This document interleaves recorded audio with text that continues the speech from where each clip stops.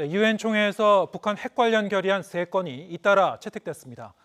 미국의 소리방송 VOA는 유엔이 현지 시간 12일 총회에서 핵무기 없는 세계를 향한 결의안을 표결에 붙여 찬성 137표, 반대 33표, 기권 17표로 가결했다고 전했습니다. 이집트가 주도한 이 결의안은 북한의 핵 프로그램 포기를 촉구하는 내용이 골자로 북한이 핵 확산 금지 조약 NPT에 복귀하고 국제 원자력 기구 IAEA의 핵 안전 협정도 준수할 것을 요구하는 내용도 포함됐습니다. 이외 뉴질랜드가 제출한 포괄적 핵실험 금지 조약 권고 결의안과 일본이 주도한 핵무기 없는 세상을 향한 공동행동 결의안도 압도적인 표차로 채택됐습니다.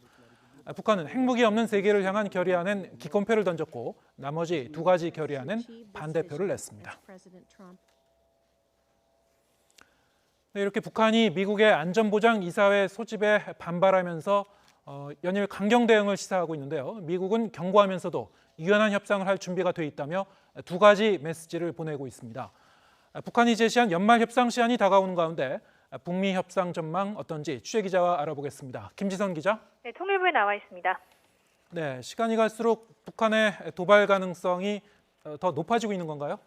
네, 최근 북한에 보면 고위급이 총출동하는 양상입니다. 하루가 멀다 하고 릴레이 성명을 내면서 연말 시한을 압박하고 있는데요. 북한이 시한으로 제시한 올해 안에 미국이 태도 변화를 보이지 않을 경우 새로운 길을 가겠다는 취지로 미국의 공을 넘기는 일종의 명분 쌓기로 해석됩니다. 어제 북한 외무성 대변인 성명도 비슷한 맥락이지만 수위는 한층 강화됐습니다. 미국이 2년 만에 소집한 안보리 회의에 대해 우리의 자위적 조치를 걸고 든 건 도발이라며 묵과하지 않겠다는 입장을 밝혔습니다. 이어 안보리 소집은 북한이 어떤 길을 택할지 결정적인 도움을 줬다고 밝혀 강경 대응을 시사했습니다. 도발을 포함해서 강경 대응에 나설 명분을 축적했다고 볼 수 있고요. 도발 시에는 미국의 명절을 노리는 행태로 볼 때 크리스마스 직전이 될 가능성이 거론됩니다. 동시에 이보단 저강도 대응 가능성도 함께 제기가 되고 있습니다. 북한은 이미 당 전원회의를 소집한 상태인데요.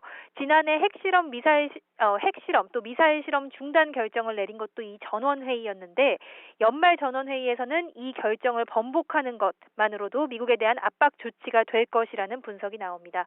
국정원 산하 국가안보전략연구원은 이와 관련해서 북한이 이 결정을 번복할지가 이번 전원회의의 관전 포인트라며 회의에서 핵 협상을 종료하겠다는 선언을 할 가능성도 언급했습니다.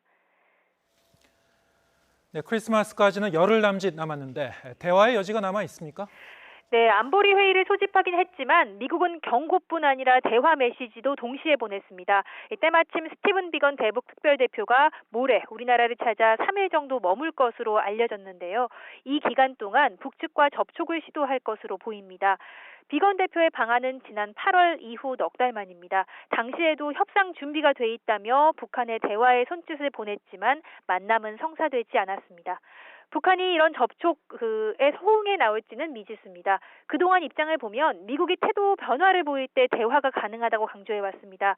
즉 북한이 원하는 협상 방식과 내용을 받아들일 여지가 있는지 비건 대표가 들고 올 게 뭔지를 보고 판단할 것으로 보입니다.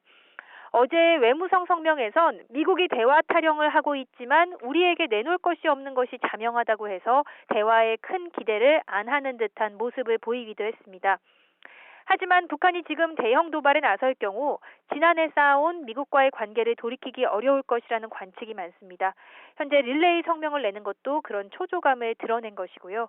이 때문에 연말에 한 번은 더 협상하려 할 것이라는 분석이 많이 나왔는데 이번이 그 마지막 기회가 될 전망이어서 판문점 북미 접촉이 성사될지 관심이 쏠립니다. 지금까지 통일부에서 YTN 김지선입니다.